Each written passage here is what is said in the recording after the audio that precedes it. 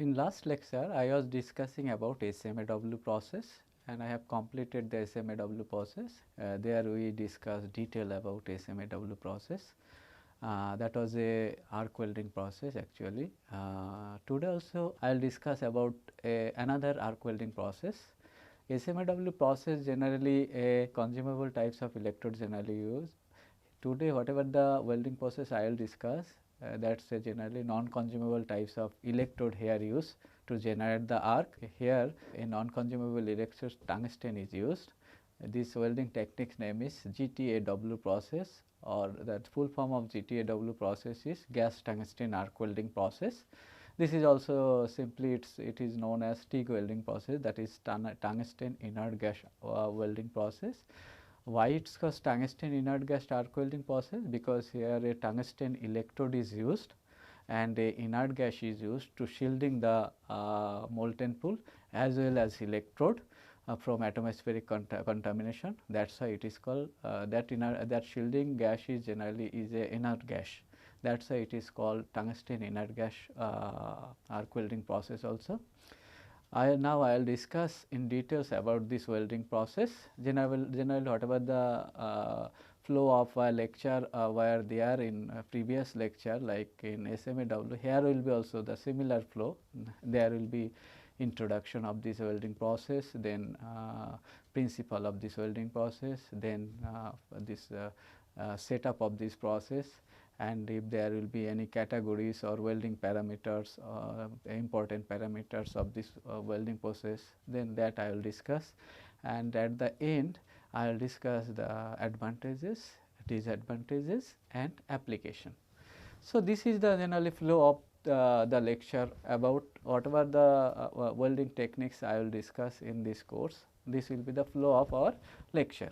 So, first of all I will discuss about introduction of GTAW process. Gas tungsten arc welding process was initially called as heli arc. Why it was called as heli arc? Because here used a shielding gas, that was helium gas, and here to generate the heat here was used a electric arc. So, combination of this helium gas as a shielding medium and the electric arc. So, from helium's heli was taken, and from arc from electric arc was taken, and combining this combinedly this was called as generally heli arc. It was invented generally in 1939, it is long back actually. Here generally what happens here, heat for fusion is generated from an arc between a non-consumable electrode and base metal. This non-consumable electrode is tungsten electrode. It is not consumed during welding operation. It remains as it is. It generally it is not consuming or melting of that electrode is taken place. That is why it is called non-consumable electrode. Through this generally only current is flowing and it is responsible for generating the arc. So, here generally it is not act as a filler wire. Generally here an inert gas is used as a shielding medium for the arc and the molten oil pool.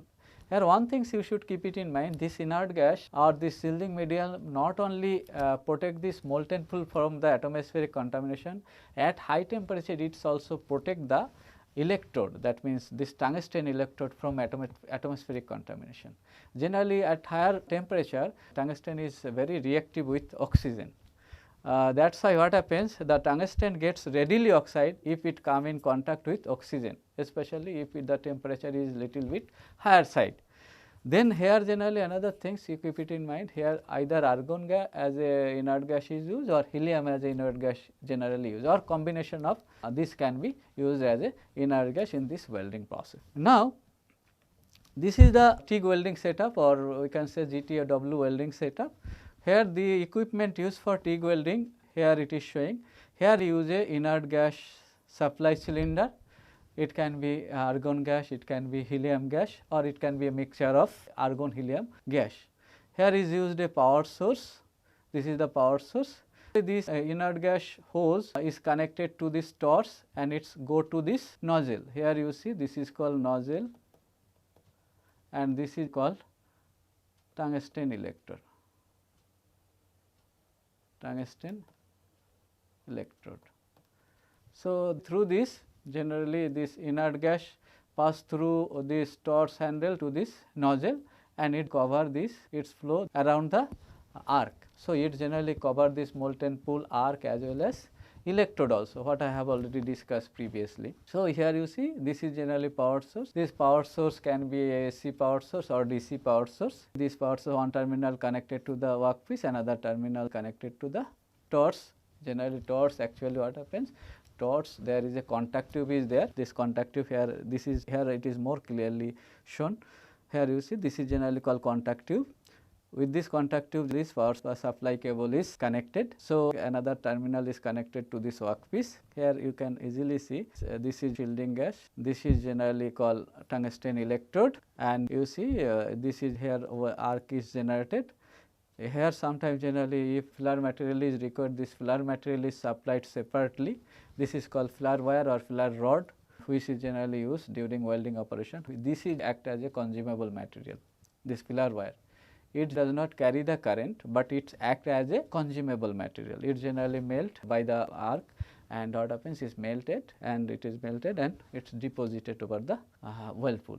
So, this is generally detailed setup of this welding process. It has generally a power source, a welding torch, a tungsten electrode, and a gas supply system are there. This is the actually practical view of this gas tungsten arc welding setup. Here you see this in left hand, this is flare wire, and in right hand this is a torch. Here you see there is a control switch at the thumb. So, generally by pushing these things we can control the flow of gas flow rate and other things we can control by pushing or pulling this knob, we can control the gas flow rate. Okay. Now, you see, now we will discuss more details about this TIG welding setups. Here it is the original or actual setup of this TIG welding process. This is called a torch. In this torch there is a nozzle. You see, this is nozzle here. Here I am showing this is this nozzle size also depending upon the gas flow rate. This nozzle size generally varied. Here I am showing. Here you see this is generally tungsten electrode. This is tungsten electrode, how it's look like. This tungsten electrode size also varying. It's generally varying. It's varying from depending upon the requirement. Generally, it's varying its size. Its maximum size within a range of around 4.5 millimeter diameter. And you see, this is generally called contact tube. That means through this generally this tungsten electrode is passed, and from this contact tube connected to the power source through connecting cable. So, through this generally this current pass through this contact tube to electrode. Here one thing you should keep it in mind, this electrode can be pure tungsten or it can be generally some alloy tungsten. That means here this pure tungsten, here you should know what is the difference between pure tungsten and alloy tungsten. Pure tungsten generally temperature resistance are comparatively lesser than alloy tungsten. Alloy tungsten can carry more temperature than pure tungsten. Apart from this thing, it has high resistance to contamination also in alloy tungsten. But what happens in some cases, what it is called alloy tungsten is preferable, in some cases pure tungsten also preferable. Where it is, that I will discuss in details in here. Electrode material could be pure tungsten, especially this can be pure tungsten if the DCSP is used. DCSP means direct current electrode negative, if the electrode negative terminal is used. Because if the electrode negative terminal is used, then what happens, you can see from here itself,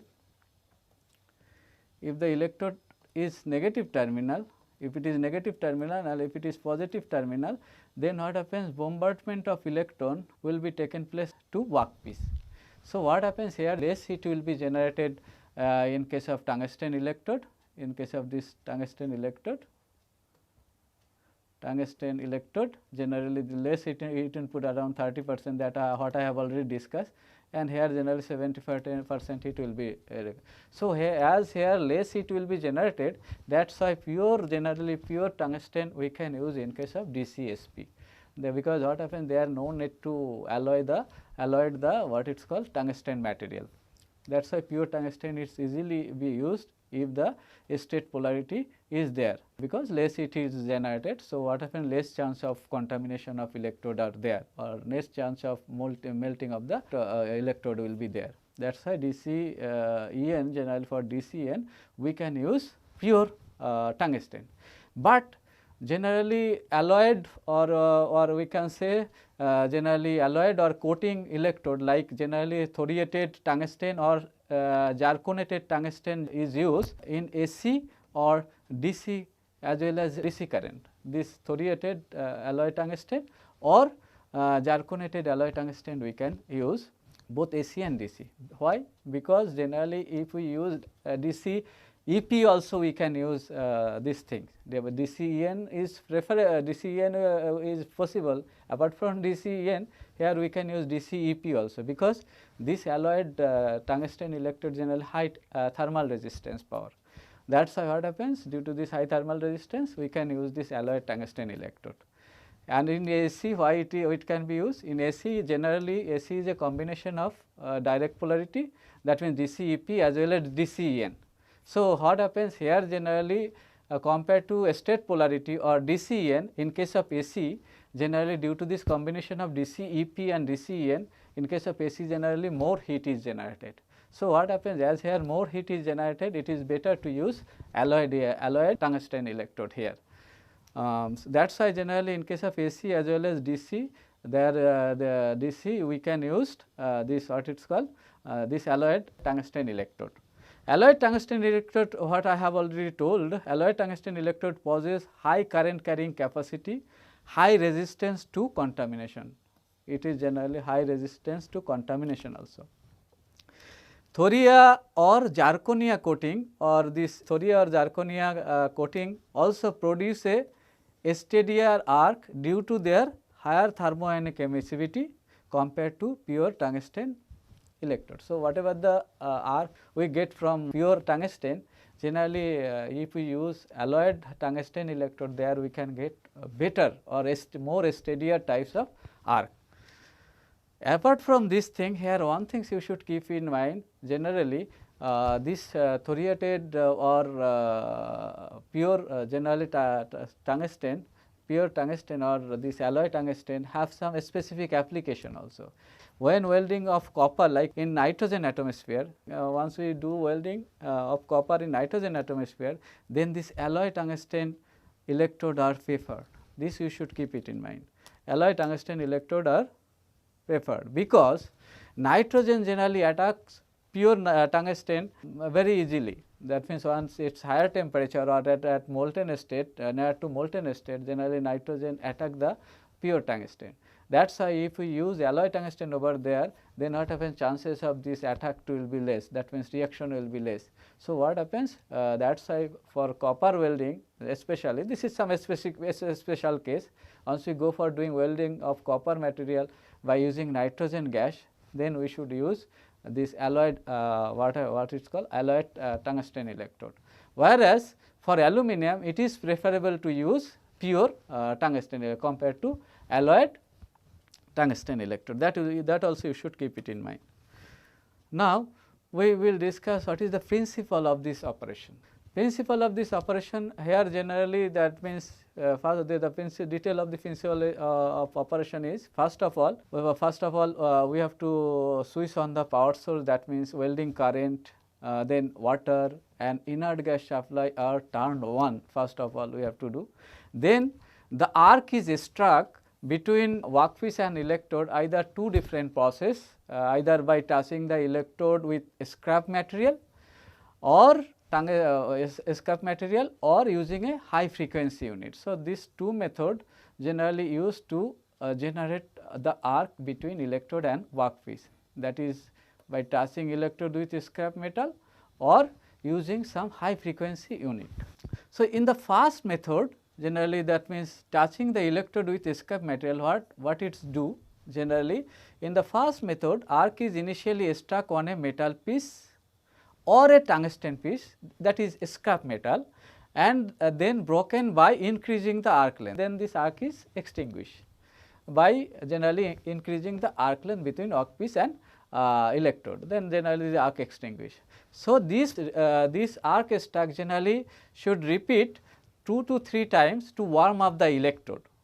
Then the arc is struck between pre-clean job to be welded. That means, so after warm up of the electrode, that means 2 to 3 times in scrap material, then we have to do the actual welding operation. So, that then we have to stack our arc after 2 to 3 times in scrap material, we have to start our arc, start the welding arc to pre-cleaned. Actually, this should be cleaned, pre-cleaned job to be welded. There we have to start the arc. Then if we do in this way, that means before starting the actual welding, if we warm up the electrode to 2 to 3 times in a scrap material, then what happens? This method avoid breaking of electrode tip, job contamination and tungsten loss. So, these are the things. If we do it like this, then we can eliminate these things, that means job contamination, breaking of electrode tip and tungsten loss. In the second method, that what I have already discussed in details when I was discussing starting of arc, that is a high frequency unit. High frequency unit consists of what I have already discussed. It consists of a high voltage and low current equipment. This high voltage and low current which is passes through very high frequency. That is why a high frequency circuit is generally superimposed on the welding current here. So, when the electrode tip reaches within 3 to 2 millimeter from the job or workpiece, generally a spark jump across the air gap between the electrode and the job, what I have discussed already. Then due to this spark jump across the air gap between electrode and job, generally the arc air path get ionized and arc is established. This is another path, another way, or this is another way generally to start the arc. This is the principle of this TIG welding operation. Now, we will go for what are the different sequence of this welding process, that also we should know, because how the welding start and how it should finish and what should be the sequences of this process, that also you should know, that I am showing here. In case of manual GTAW process, generally these are the sequence we should follow. First of all, this weld paddle is developed due to arc action to the workpiece and the electrode. That means whatever due to arc action, generally here a weld paddle is developed. So, once the weld paddle is developed, then what happens? This welding torch is moved back. So, in second sequence, generally in next step we should move the welding torch back. This should make say angle around 15 degree with this vertical axis. Then if filler material is required, we have to supply filler material. This filler material also position should be like this. This also should make say angle around 15 degree with horizontal surface, and this should put in front of this torch, and this filler rod is moved ahead and filler material is generally added to the weld paddle. This filler material generally continuously here you see supply to the weld paddle. So in this way it is moved with this torch in front of this torch and it continuously melt and supply filler material to the weld paddle. At the end, when the welding is completed, then what we have to do? Then we have to first remove this filler wire from there. So first remove the filler wire from there, then we have to extinguish the arc. So here one thing you should keep it in mind, the shielding gas is allowed to impinge on the solidifying weld pool for a few seconds even after the extinguishing of arc. This thing you should keep it in mind. That means the shielding gas supply should be there even after extinguishing of arc for few seconds. Then your welding will be, weld paddle will be fully eliminated from oxidation or whatever the generally contamination from atmospheric contamination. So that is why here this shielding gas is allowed to impinge on the solidifying weld pool for a few seconds even after extinguishing of the arc. That you should keep it in mind. Now here these are the main operating variable is welding current, welding voltage, welding speed and shielding gas. I have already discussed about this thing at the end of the physics of welding topics. Again there are some specific or special generally purpose, some special types of polarity and other things is used. That is why I will discuss about this welding current here, but rest of the thing generally arc voltage, welding speed, shielding gas, that what I have already discussed in details in that topics itself. So, I will not discuss that things here, because whatever the function of that thing over there, that is the general function of that things here also. Here also this current also same function, but here generally some specific purpose it is used here, that is why I will discuss here about welding currents in detail here. So, generally here one thing you keep it in mind, here either AC current or DC current is used. What I have already told that means direct current or alternating current power source can be used here. Here one thing you should keep it in mind, as it is a non-consumable types of electrode, that is why always keep it in mind here DCEN is preferable, because state polarity is preferable, because if it is state polarity that you know, then less it will be generated in electrode, because as it is non-consumable, so less it should generate over there. So, what happens here, less chance of melting of that electrode also will be there, and heat loss also will be less. That is why DCAN is preferable. Now, if we want for steel metal, especially for steel metal, if we want high penetration, then helium gas is generally used. That is why here one thing I have written, deep penetration and fast welding speed with DCEN, especially with helium gas. Now, here another things we should keep it in mind, that means for welding aluminum, once we go for welding aluminum, there is generally use alternating current. Why alternating current is used? That I will discuss in this details in subsequent slide. Here generally one thing you keep it in mind, due to this AC current, generally why alternating current is required. Generally this aluminum is a very reactive types of material. Generally once you just keep it in open weather or atmosphere, you can see immediately over the surface of this aluminum there generates some oxide layer, that you can see. So, what happens immediately it is oxidized, that means aluminum is such a material. So, what happens, this oxide is a refractory types of oxide. In this oxide whatever its form in case of aluminum with oxygen, that is generally Al2O3, it has a melting point around 2072 degrees centigrade, whereas pure aluminum generally has a temperature only 660 degrees centigrade, 660.3 degrees centigrade actually. So, you see from here itself you can see this oxide on its form, then its temperature rise around 3-4 times more than its original aluminum. So, generally during welding operation, if this is included inside the weld metal, then it creates some inclusion in the weld, that is a defect actually, it creates defect. So, generally we should avoid this alumina or refractory oxide, this is a very tenacious oxide that we should avoid.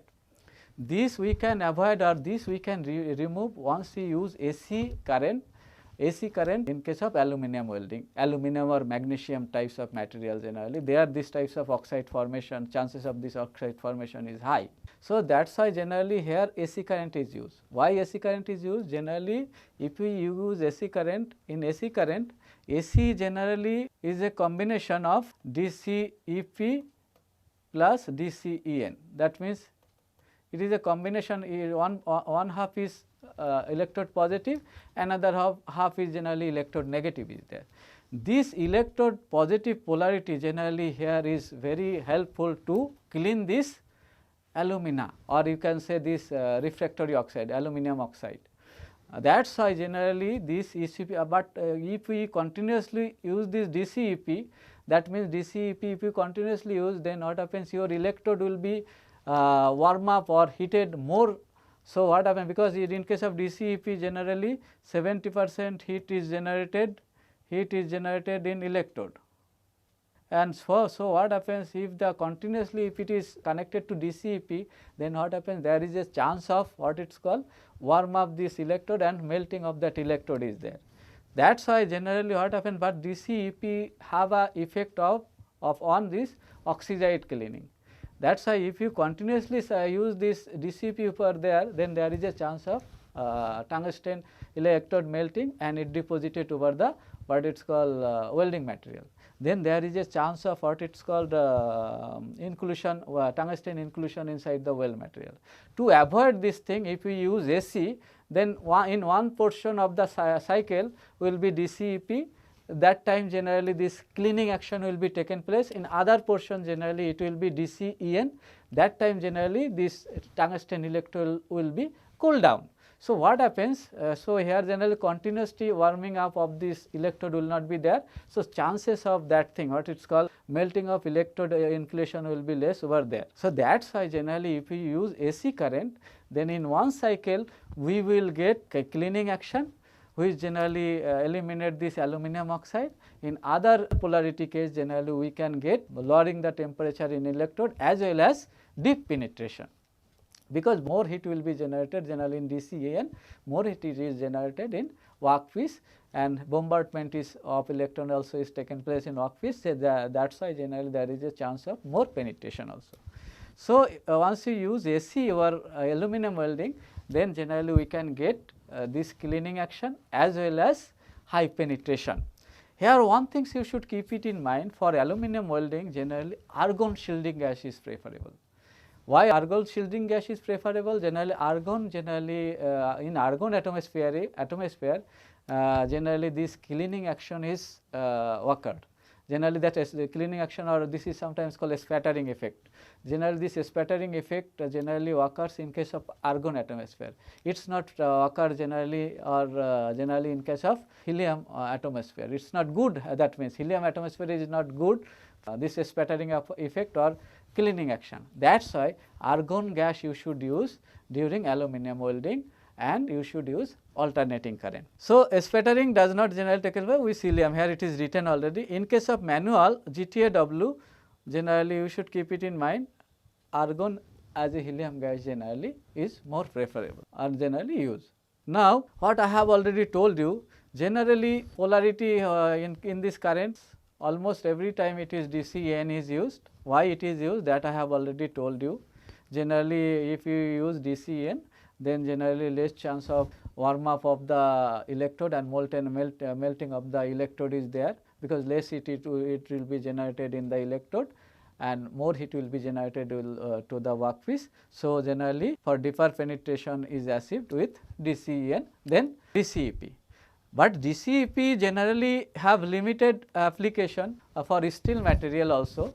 Generally if the steel material whose thickness is less, or for generally some sheet metal types of material, generally this DCEP is also preferable. Because why it is preferable? Because in case of thinner material we want less heat to generate in workpiece, because if more heat will be generated, there is a chance of melt through this workpiece.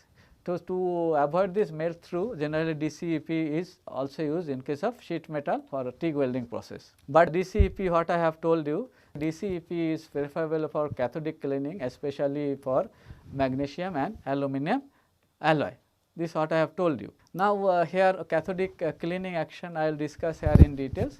Generally here cathodic cleaning action is taken place with alternating power source, and here one thing you keep it in mind, with AC argon shielding gas is used for welding aluminum or magnesium, because once we use AC current over there, then and argon gas is there, then there will be better arc starting, better cleaning action and superior weld quality. Now what happens during cleaning action, that also you should know. Once what I have already told you, once this aluminum or magnesium exposed to atmosphere, then immediately some oxide layer is formed over the surface of the aluminum. Then this oxide generally once it include inside the weld material, then it creates some defect. This oxide can be broken by using DCEP polarity. What happens due to this DCEP? DCEP means, here you see, DCEP means this is negative, this is positive, this means electrode is positive, this is negative.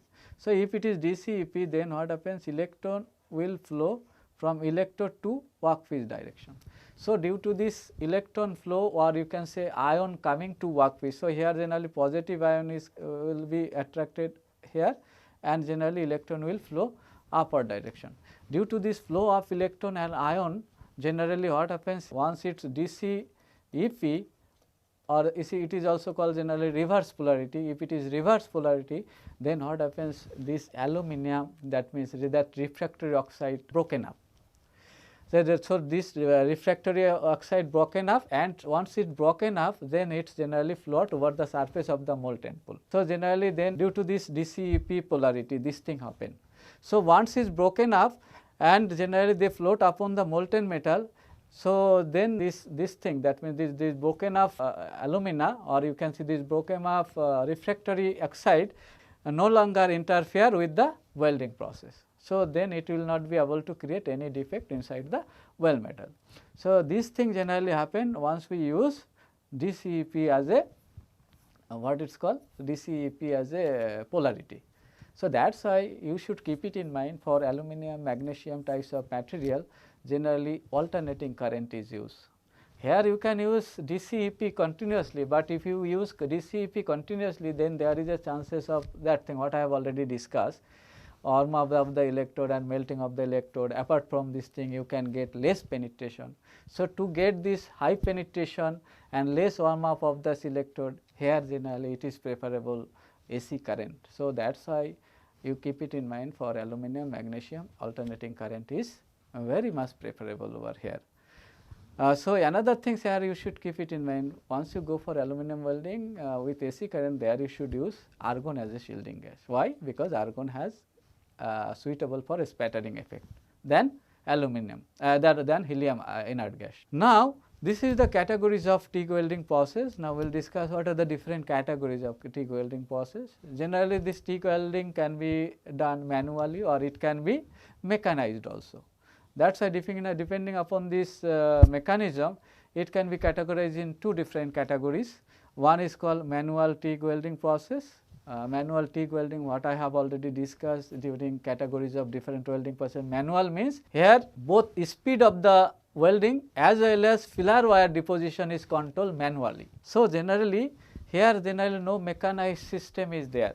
So, that is why generally it is called manual TIG welding process. Manual TIG welding process means torch is operated by one hand and filler wire is also operated by another hand. So, here both the things is controlled manually, then this is called manual TIG welding process. And in case of mechanized TIG welding process, here generally this torch movement, that means welding speed is controlled by some mechanized system, as well as this filler wire.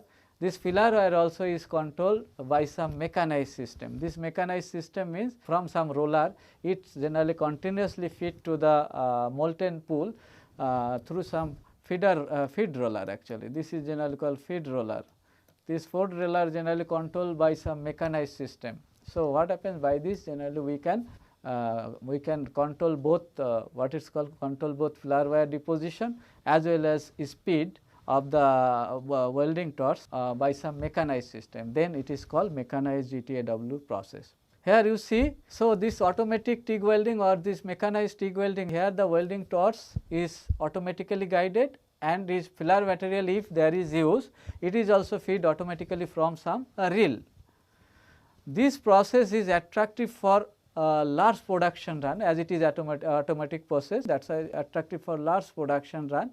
Here instead of AC current, here DC current is preferable, and DC current with DCEN is used instead of AC current. Here we can do the welding from a thickness varying from 0.2 millimeter to 10 millimeter. Now, these are the different other process variants. Generally, what happens to increase the productivity of TIG welding process, there are some other variation of this welding process are there. What is this variation? What are these variation? This variation can be cold filler wire TIG welding, that is called cold wire TIG welding, and to increase the productivity you can use hot wire TIG welding. Apart from this hot wire TIG welding, here you can supply hot wire as well as some oscillation of the wire by some oscillation system, you can supply the wire. By this also you can increase the productivity, and another process variant is orbital TIG welding. So, now I will discuss in details about this welding process in subsequent slide. First of all, I will discuss about cold wire TIG. Here cold wire TIG, it is a conventional GTAW process.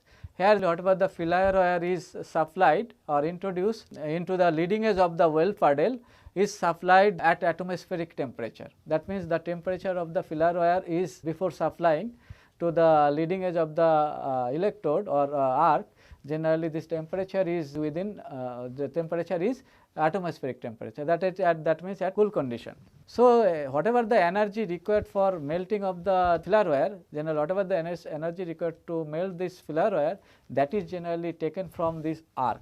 So, as this filler wire's melting temperature is or energy is taking from arc, that is why here generally heat losses, you can say some sort of heat energy reduces. So due to this generally here efficiency of the process decreases, because heat is taken away by this filler wire to melt it and deposit it. So that is why generally less heat is supplied to the edge of the whirlpool. So what happens, less forceful arc will be there, so less penetration and other things will be there. So here generally efficiency is less. So here generally it is reducing the efficiency of the process. Now in case of hot wire, what happens, this instead of supplying this filler wire at room temperature, here this filler wire supply at a temperature which is closer to its melting point temperature by some heating mechanism. Here this mechanism is showing here, then it will be very clear to you. This is the hot wire GTAW process or setup. Here you see this is the arc which is generated by this power source, and you see this is generally wire feeding mechanism, from where generally this wire is continuously fed to this job. Here with this contact tube, that here you see with this contact tube and this workpiece, in between a power source is used, that is called wire heating power source. This power source generally use heat up this filler wire, to heat up this filler wire by electrical resistance heating, because what happens, by this heating power source, it generally due to the resistance of this what it is called filler wire, it is warm up by this wire heating power source. So what happens, this heating generally, here you see how it is heating, this power source generally connected with this what it is called a contact tube and what is called workpiece. So in between whatever the filler wire are there, that filler wire heat by electrical resistance heating. So what happens, this resistance heating generally rise the temperature of that filler wire, and once it closer to melting point temperature of this filler wire, then what happens, it is supplied to the well puddle, or we can say whirlpool. So what happens here, generally less heat will be required from the, or less heat will be taken from the arc to melt this filler wire. So what happens here, you can say that whatever the arc force or arc energy is that generally directly supplied to the molten pool. So here generally more forceful arc and more forceful arc we can get. So what happens, due to these things, by this welding process generally we can increase deposition rate as well as penetration. So what happens, for this reason this welding process or these techniques can be 2 to 3 times faster than the cold wire TIG welding process, because what happens here, we can increase both penetration as well as what it is called deposition rate. So that is why a sentence is written here, a 2 to 3 times faster travel speed is realized by this welding process. Here generally a graph is, or we can say from this figure itself we can see how the means deposition rate varying with cold wire TIG welding process and hot wire TIG welding process. Here hot wire TIG welding process, here you see with variation of arc, this is generally represent with variation of arc how the filler wire deposition rate, that means kg per hour, how it is varying. With variation arc, it has observed that, let's I am just considering for a particular then it will be very clear to you. Let's for a particular power, for a particular power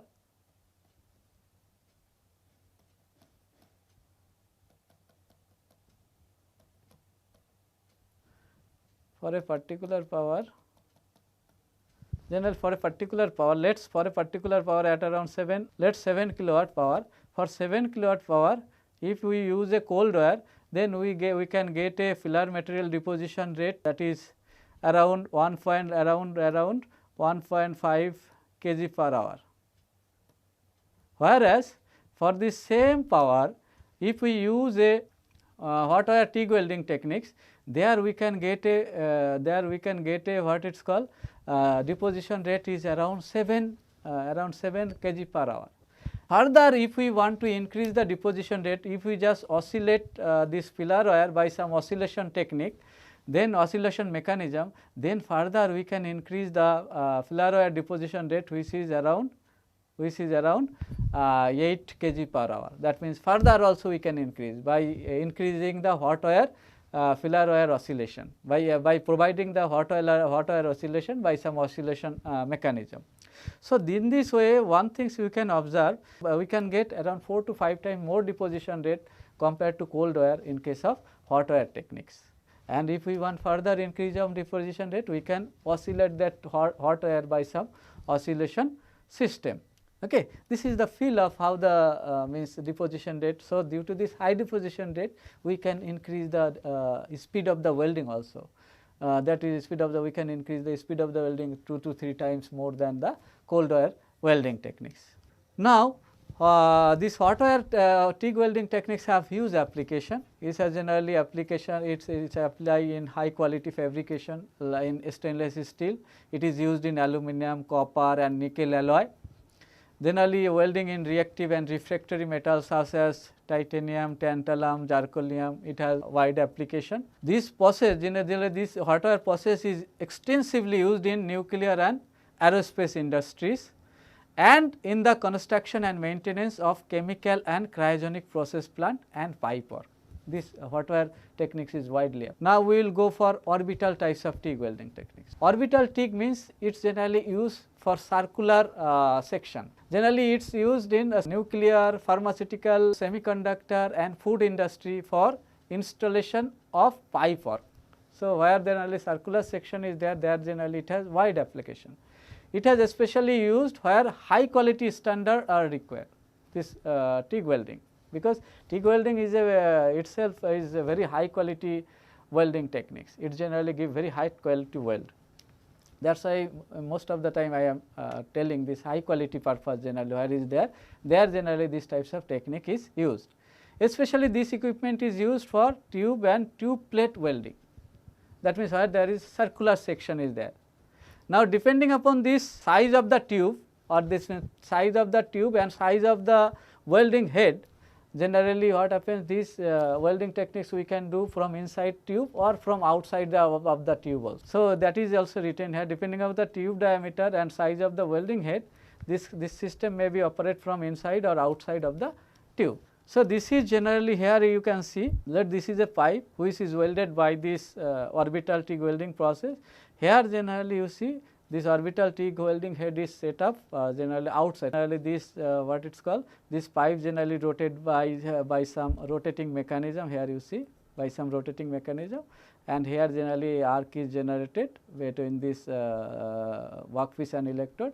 Then what happens, we can do the we can join these two pipes separately. So, we can do due to the rotation of this pipe and the supply of arc heat, generally we can join this pipe. Here it is showing like this. Now, joint design in case of TIG welding also we should know what are the different joint we can do by this welding process, that also we should know. Here generally most of the joint we can made by this TIG welding process, like it can be used in butt, T, lap, corner as well as edge wall can be edge joint. Also here a wall can be welded by this TIG welding process.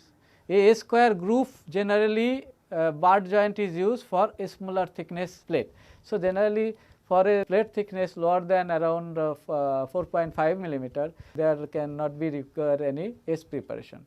So, for lower thickness plate edge preparation means a square butt, that means here no V angle is required. So, without edge preparation, that is called a square groove. A square groove that you know already, I have already discussed about this thing. This is called a square groove. For lower thickness plate material, no bevel angle or V angle is required, but a single V angle is required once the plate thickness varying from 4.8 to 9.6 millimeter. That means within a range of around 10 millimeter thickness plate, there is required a single bevel angle. This single bevel angle or included angle ranges is around 60 degree. Generally, a double V groove generally is required for this TIG welding process. If the plate thickness exceeds 12.5 millimeter thickness, then double V edge preparation or double sided edge preparation is more preferable. That means at both sides you have to make the edge preparation. You have to make the edge preparation. So from this side you have to do the welding. Similarly, from other side also you have to do the welding. So, once this plate thickness is exceed greater than 12.5 millimeter thick, generally this types of S preparation is required over there. Now, we will discuss what is the advantage of this welding process, drawback of this welding process and application.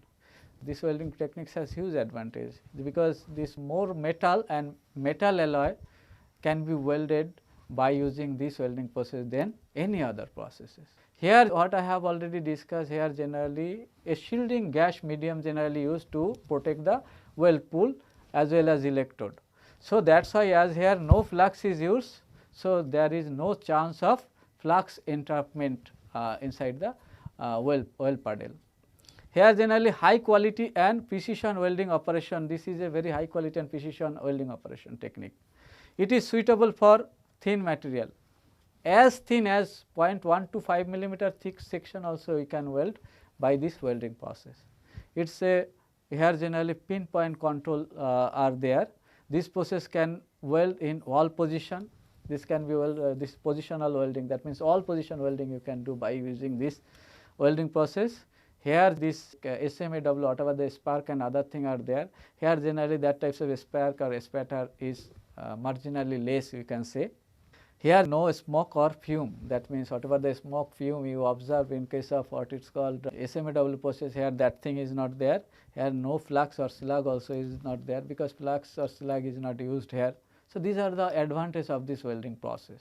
Now, what is the drawback of this limitation of this welding process? Here one thing you keep it in mind, here generally lower filler material deposition rate, comparatively lower than MIG welding process.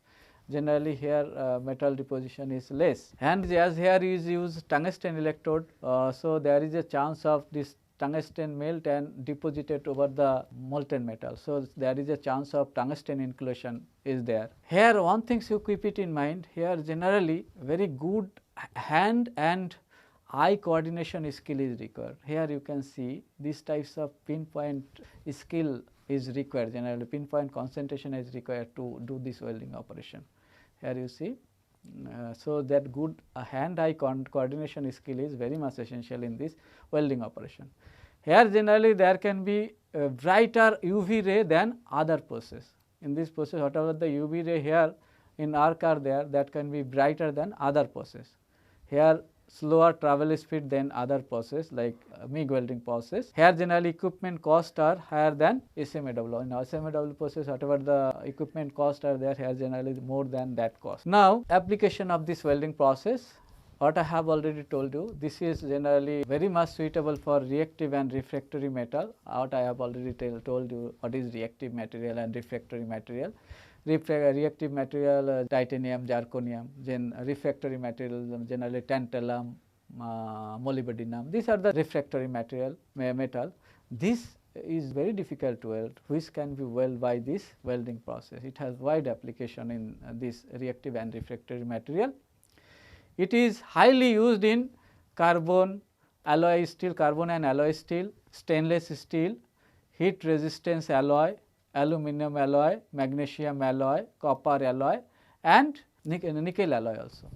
Welding stainless steel, here one thing you keep it in mind, welding stainless steel, argon is recommended for manual welding of a thickness up to 12 mm. That means if the plate thickness within a range of 12 mm, then argon gas is sufficient for what it is called stainless steel welding. But if it exceed this 12.5 millimeter thickness of a stainless steel plate, then what happens, it is more preferable to use argon helium mixture gas or simply helium gas is better. So, over 12 millimeter thickness it is better to use helium as a shielding gas for stainless steel. Another things also you should keep it in mind, if we use aluminum or magnesium types of welding, their alternating current is preferable, what I have already told, and what happens, and there should use argon as a shielding gas, because generally if we use AC with argon gas for aluminum welding, it provide better arc starting, better cleaning action, superior weld quality than helium as shielding gas. It has wide application in atomic energy, aircraft, chemical, instrument industry. It is also used in rocket motor chamber fabrication in launch vehicles. So, it has wide application in here, that means rocket motor chamber fabrication purpose. So, you see it has very high advantage process and it has very high application also.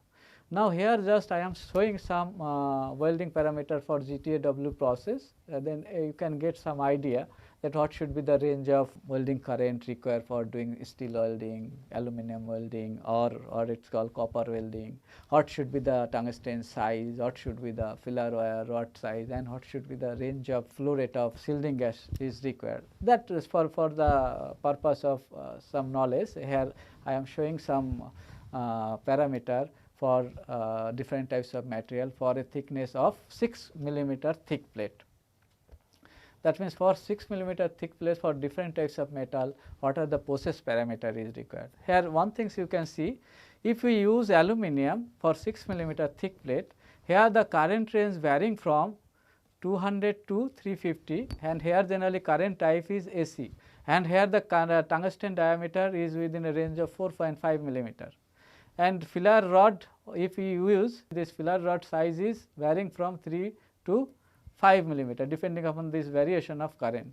It is a filler rod diameter, and here argon gas flow rate is 9 liter per minute. That means, per minute 9 liter of gas should flow, then what happens, you can get a very good quality welding. That means, there will not be atmospheric contamination and it will be almost defect free types of welding process, welded joint. Then for magnesium, here you see current range varying from this for 6 millimeter thick plate.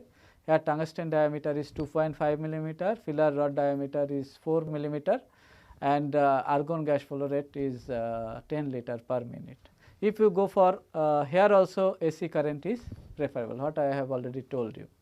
Then for copper, here you see 250 to 735 current range is required. Here direct current state polarity. Why state polarity? Because this is DC EN is used, because DC EN is a state polarity, then electrode will be less heated. That is why generally DC state polarity is preferable, or DC we can say DC EN is preferable.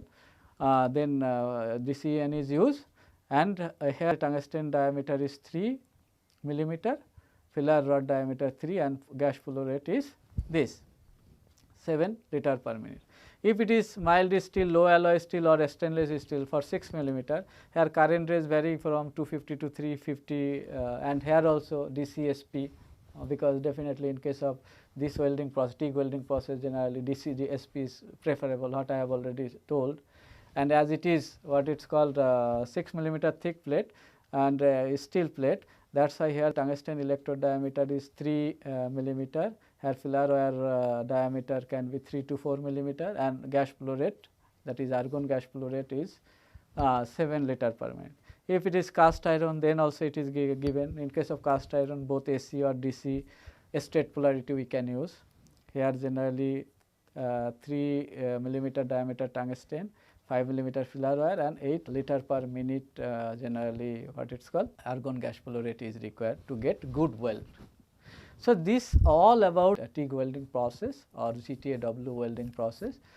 Generally in next lecture I will discuss you about another arc welding process, that is called GMAW process, or that is simply it is also called MIG welding process, that is called metal inert gas welding technique. That I will discuss in details in next lecture.